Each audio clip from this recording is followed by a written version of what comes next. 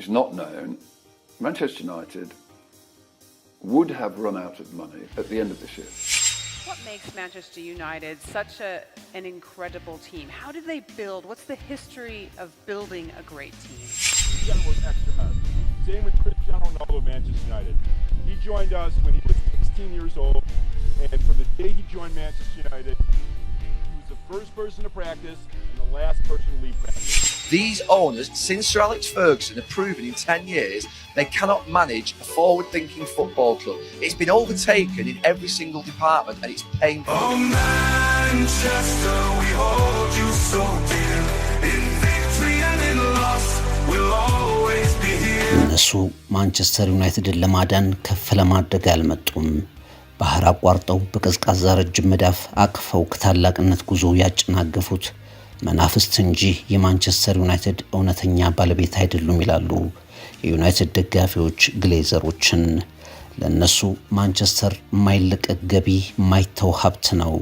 ጆሮአቸው ለእግር ኳስ ድምጾች የተደፈነ እንደ ልብ የሚገኙ ክብሮች ደብዛቸው መጥፈቱ የማያስጨንቃቸው ታላቁ ቲያትር ኦልድ ትራፎርድ አይናቸው ላይ ቢፈርስ የማይደነግጡ ኃያሉ የድል ምልክት የማንቸስተር ባጅና መለያ ቢሾፍበት የማያማቸው አጋቾች እንጂ ባለቤቶች አይደሉም።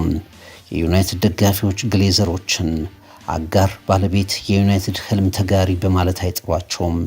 ተቀጥላ ትርፍ ለማጋበስ የመጡ ህልም እውን የሚሆንበትን ቲያትር አፈር ለማልበስ አሽትተው የደረሱ ቀባሪዎች ይሏቸዋል። ታላቁ ክለባቸው በልባቸው የታተመ የማንቸስተር ደጋፊዎች ሁሉ ግን እንደተካዱ እያወቁ ያለ ተስፋ መቁረጥ ግሌዘሮችን እየተቃወሙም ከክለቡ ጎን አሉ። ማንቸስተር የኛ ነው፣ አርማውን በልባችን የተሸከምን፣ ታላቅነቱን ድሉን ትዝታችን ያደረግን፣ ሽንፈቱ የሚያንገበግበን፣ ነገው የሚያሳስበን የኛ የደጋፊዎቹ እንጂ የስግብግብ ባለቤቶቹ አይደለም ብለው ይታገላሉ። አንድ ቀን ግሌዘሮች የመጡበትን አትላንቲክ አቋርጠው ጠባሳቸውንም ትተው ብን ብለው ይጠፋሉ ብለው ተስፋ ያደርጋሉ። በጸጥታ ታላቁን ክለብ በገዛ ገንዘቡና በገነባው ስም በተበደሩት ገንዘብ የጠቀለሉት ያገቱት የግሌዘር ቤተሰቦችና የዩናይትድ ፈተና በትሪቡን ዳሰሳም። ከኛ የገዙት ቤት እነዚህን ነገሮች እንደሚያሟላ ያውቃሉ? በአንድ ህንፃ ላይ 4 እና 5 ሊፍቶች፣ የመዋኛ ገንዳ፣ የልጆች መጫወቻ ስፍራ፣ ላይብረሪ፣ ጂምናዚየም፣ በቂ የመኪና ማቆሚያ ፓርኪንግ ከኤሌክትሪክ ቻርጅ ስቴሽን ጋር፣ ውሃ ጠፋ መብራት ጠፋ ብለው ማይሳቀቁበት የከርሰ ምድር ውሃና ስታንድ ባይ ጄኔሬተር የተሟላላቸው የከተማና የተፈጥሮ እይታ ያላቸውን እጅግ ዘመናዊ መኖሪያ መንደር በ8% ቅድመ ክፍያና 40/60 የባንክ ብድር አመቻችተን እየጠበቅነው እንገኛለን። የቀሩን ቤቶች ውስን ስለሆኑ ፈጥነው በድርጅቱ ስልክ ደውልን። ዲኤምሲ ሪል ስቴት።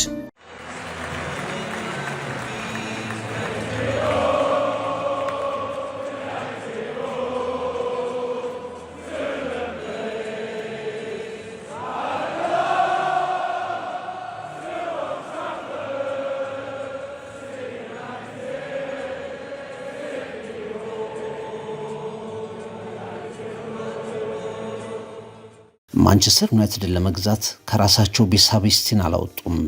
ማንቸስተር ስሙንና ሀብቱን አስይዘው በተበደሩት ብር ከዓለም ሀያልና ተወዳጅ ክለቦች አንዱን የራሳቸው አደረጉ። ማንቸስተርን በመግዛታቸው ብቻ የማይታወቀው ስማቸው በዓለም ናኘላቸው። ከተመሰረተበት 1848 እንደ አውሮፓውያን አቆጣጠር ጀምሮ በአንዳች ዕዳ የማይታወቀው እጅግ የተረጋጋው ክለብ በግሌዘሮች መዳፍ ስር ሲወድቅ 500 ሚሊዮን ፓውንድ ዕዳ ተሸከመ። በኦልድ ትራፎርድ የፊት ለፊት በር ሳይሆን በጓሮ በር የገቡት ነጣቂዎች ማንቸስተር ዩናይትድን ክለቡን፣ ሀብቱን፣ ተወዳጅነቱን ጠቅልለው በመዳፋቸው ካስገቡ በኋላ መልሰው ለታማኝ ደጋፊዎቹ በትኬት መልክ በቲሸርቶች ባልተተከበሩ ቃል ኪዳኖች በችርቻሮ መልክ ይሸጡላቸው ገቡ። ማንቸስተር እስካሁን በወለድ በትርፍ ክፍያና በሌሎች ክፍያዎች ከ1 ቢሊዮን ፓውንድ በላይ ከፈለ። ይህ 1 ቢሊዮን ኦልድ ትራፎርድን ለማደስ ከካሪንግተን ወጣቶችን ለማውጣት ወይም የተሳካላቸው ስመጥር ተጫዋቾችን ለመፍጠር የወጣ ገቢ አይደለም። በማትበስቢ ልጆች ሕያው ተጋድሎ በካምፕኑ በቻምፒየንስ ሊግ ምሽት አልሸነፍም ብሎ በሽርፍራፊ ሰከንድ ዘላለማዊ ድል በጻፈው ተጋድሎ በክላስ ኦፍ 92 እንደገናና አሸናፊ ኢምፓየር በማሸነፍ በጽናው የፈርጉሰን ዘመን በፈርጊ ታይም ፎርሙላው በእመን ቢሊቭ የሙዚቃ ስራዎች እንደ ተጫዋቹ ካንቶና በተኮሳተረ የማሸነፍ ፍላጎቱና ተጋድሎ የሚታወቀው ዩናይትድ በግሌዘሮች ታግቶ የመከራ ዘመንን መጨረስ ተስኖታል። That's a fact. These owners, since Sir Alex Ferguson, have proven in 10 years they cannot manage a forward-thinking football club. It's been overtaken in every single department and it's painful. ከ100 ዓመታት በላይ ማንቸስተር ዩናይትድ የብዙሃን ሰራተኞች የክብር የማሸነፍ ውክልና ምልክት ነበር። ከሚዩኒክ አውሮፕላን አደጋ እስከ ፈርጉሰን ዘመን ከፍታ በመሃል ብዙ ነገሮች ትስስሩን አጠናክሩት። ደግሞ ደጋግሞ ፈተናዎችን ማለፍ የሚችል ከዝቅታ በኋላ በተለየ ከፍታ የሚንደረደር የሚሳሱለት ክለባቸው እንደውም በገንዘብ ሳይሆን በልብ መታተም ላይ የጸና ተደርጎ የሚሳል ኦልድ ትራፎርድም ስታዲየም ብቻ ተደርጎ የማይታሰብ የዩናይትድ የውጣ ውረድ የከፍታ የተጋድሎ ታሪኮች የተተወኑበት ቲያትር ከ2003 ጀምሮ ግን በማንቸስተር የተረጋጋ ጉዞ ላይ ጥላ ያጠላ ወሬ መወራት ጀመረ። ከሁለት ዓመታት በኋላ በግንቦት 2005 በ790 ሚሊዮን ፓውንድ ማንቸስተር ለአሜሪካውያን ባለሀብቶች ግሌዘሮች ተሸጠ። ራሱን ክለቡን መያዣ አድርገው ገዙት። አንድም ገንዘብ ሳያወጡ የማንቸስተርን ስም ተጠቅመው ዕዳውንም ለደጋፊዎች፣ ለተጫዋቾች፣ ለመጪው የማንቸስተር ትውልድ ጭምር እንዲተርፍ አድርገው ማንቸስተርን በገዛ ሀብቱ ጠቀለሉት።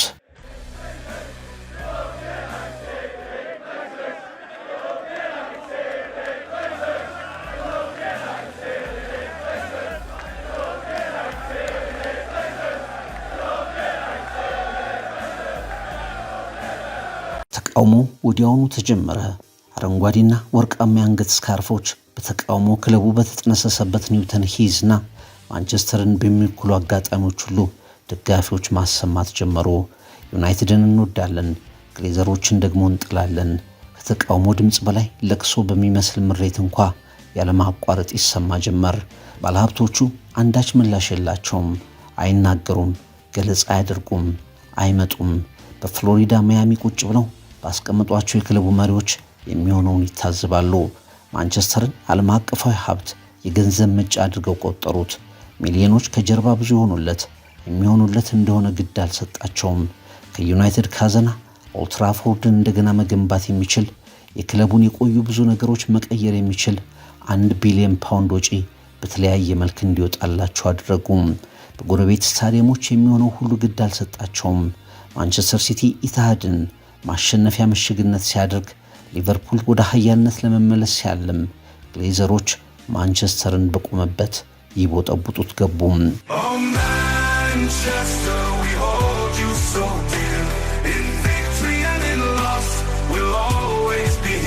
ከማንቸስተር ዩናይትድ ደጋፊዎች ጋር በስሜት አልተሳሰሩም። ፍላጎቱም ያላቸው አይመስልም። ወደ ኦልድ ትራፎርድ የእንግሊዝ እግር ኳስ ምልክት ወደ ሆነው ስታዲየም አብዝተው አይመጡም። ጣሪያው ሲያፈስ የማንቸስተር የልምምድ ቦታ ማዕከል እርጅና ሲጫነው ኦልድ ትራፎርድን ለሙዚየምነት ማስቀመጥ የፈለጉ ይመስል ለማዘመን አንዳች ሙከራ ማድረግ አልፈለጉም። ለደጋፊዎች ጩኸት መልስ አይሰጡም። ከ10 ዓመት በላይ እንደውም ኦልድ ትራፎርድ ድርሽ አላሉም። የክለብ ማንነት፣ ታላቅነት፣ ታሪክ ወዘት አይገባቸውም።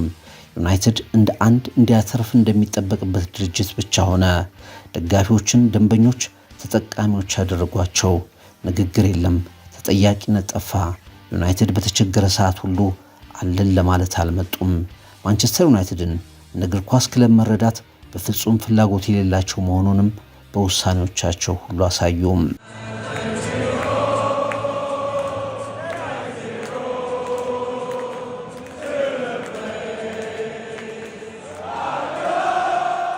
ይባስ ብሎ ለእግር ኳስ ብዙ የራቀ ትርፍ ለማሳደግ ደግሞ በሙያው የቀረበ የኢንቨስትመንት ባንክ ሰራተኛ እንጂ ለስፖርቱ ሩቅ የሆነ ሰው ኤድ ውድዋርድ የተሰኘን ግለሰብ ክለቡ እንዲቆጣጠር ሾሙ። ዩናይትድ የመለያ ሽያጭ የሚያሳስበው ክለብ ሆነ። ዝውውሮቹ መሳቂያ ከመሆን አልዳኑም። ለዓመታት የተሻገረ ችግር የፈጠሩ ሆኑ። ስትራቴጂ፣ አርቆ መመልከት፣ የጠራ ዕቅድ ከማንቸስተር ቤት ጠፋም። ፈርጉሰን ከሄዱ በኋላ ክለቡ ዴቪድ ሞይስን፣ ሉዊስ ቫን አለን፣ ጆዜ ሞሪኖን፣ ኦሌ ጉናር ሶልሻየርን፣ ራልፍ ራኒክን፣ ኤሪክ ቴን ሃግን፣ ሩበን አሞሪምን አከታትሎ ቀጠረ። ሁሉም የተለያየ ስልጠና ሐሳቤ፣ የተለያየ ፍላጎት፣ የተለያየ ተጫዋቾች ምልመላ፣ ግን ደግሞ ወጥ ያልሆነ የክለብ ዕቅድ፣ የተበላሸ ድጋፍ ገጠማቸው። ማንቸስተር ዩናይትድ ከአሰልጣኝ ወደ አሰልጣኝ ከጨዋታ ስታይል ወደ ጨዋታ ስታይል የሚንጠራወስ ክለብ ሆነ።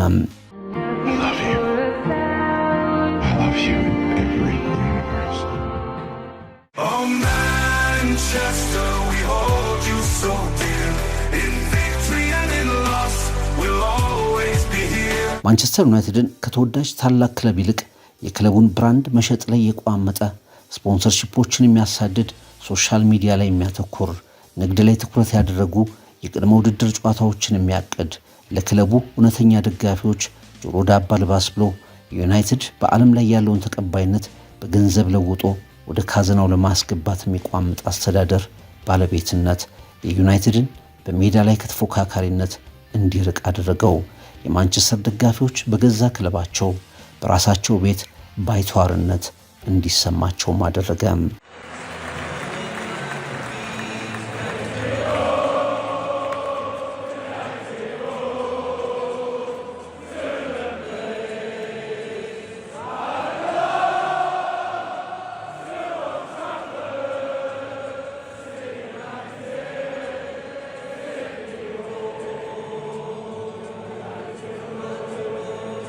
ኤፕሪል 2021 የግሊዘር ቤተሰቦች የማንቸስተር ዩናይትድ ባለቤቶች ፍጹም ፍላጎታቸው በማንቸስተር ስም ገንዘብ መፍጠር ብቻ እንደሆነ የሚያሳይ ሌላ ትልቅ ተግባር ፈጸሙ።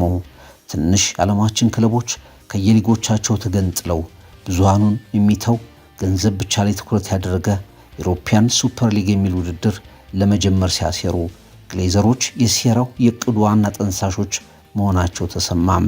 የደጋፊዎች ደስታ እግር ኳስ የሁሉም መሆኑን የሚነጥቀውን እቅድ ግሌዘሮች ማስተባበራቸው ሲሰማ በግንቦት 2021 ኦልትራፎርድ ላይ እጅግ ጠንካራ ተቃውሞ ተደረገ። በሰማይ ላይ የታዩ ተቃውሞዎች የማንቸስተርና ሊቨርፑል ጨዋታም ደጋፊዎች ሲቃወሙ ጉዳት በደረሰበት የስታዲየም ክፍል የተነሳ ጨዋታው ለሌላ ጊዜ እንዲሸጋገር ያደረገም ተቃውሞ።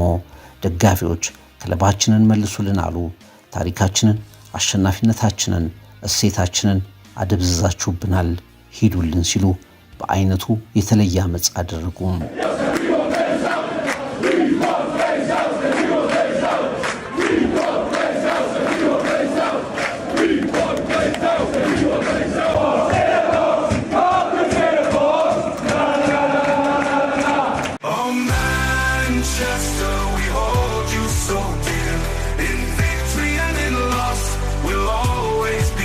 ግሌዘሮች ንቅንቅ አላሉም።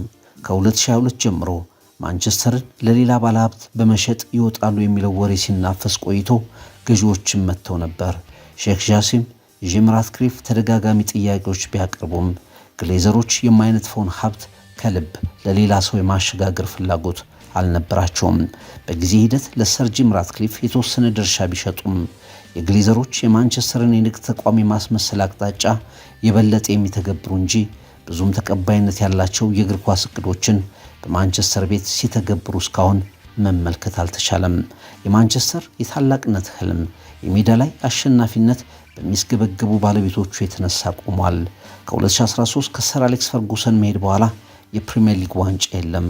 ማንቸስተር ለአውሮፓ ቻምፒየንስ ሊግ ፍጻሜ ለመጨረሻ የደረሰው እንደ አውሮፓውያን አቆጣጠር 2011 ላይ ነው።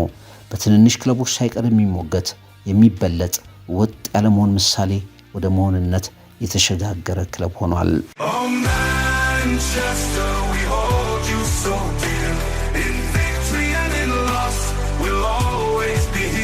አንድ ቀን ግሌዘሮች ይወጣሉ። አንድ ቀን ማንቸስተር ዩናይትድ በብዙ ሚሊዮኖች የሚቆጠሩ ታማኝ ደጋፊዎቹ ፊት በሚታወቅበት የአሸናፊነት ስም እንደገና ይከሰታል። የከፍታና የዝቅታ የድልና የበላይነት ጊዜያት በማንቸስተር ይመለሳሉ የሚሉ ደጋፊዎቹ በየዓመቱ ሳያቋርጡ የሚከውኑት ነገር የግሌዘሮችን ልቀቁልን ተቃውሞ ነው። እነሱ በተጠና መንገድ ከጀርባ በር መጥተው ካገቱት ጊዜ ጀምሮ ማንቸስተር ባህሉን፣ ማንነቱን እያጣ መጥቷል። ዩናይትድ የሚለውን ስም ተጠቅመው ራሱ ክለቡን አስይዘው በተበደሩት ገንዘብ በጣም ተወዳጁን ክለብ በመዳፋቸው ያስገቡት አሜሪካውያን ባለሀብቶች 20 ዓመት ላለፈው ተቃውሞ ጆሮ የላቸውም። ማንቸስተር ምን አተረፈ የሚለውን ጥያቄ ብቻ እየመለሱ መቀጠል ምርጫቸው ሆኗል። በጸጥታ ታላቁን ክለብ በገዛ ሀብቱ የተጠቀለሉት ግሌዘሮችና የማንቸስተር ደጋፊዎች ትንቅንቅ እንደገና ይቀጥላል። ትሪቡን ዳሰሳም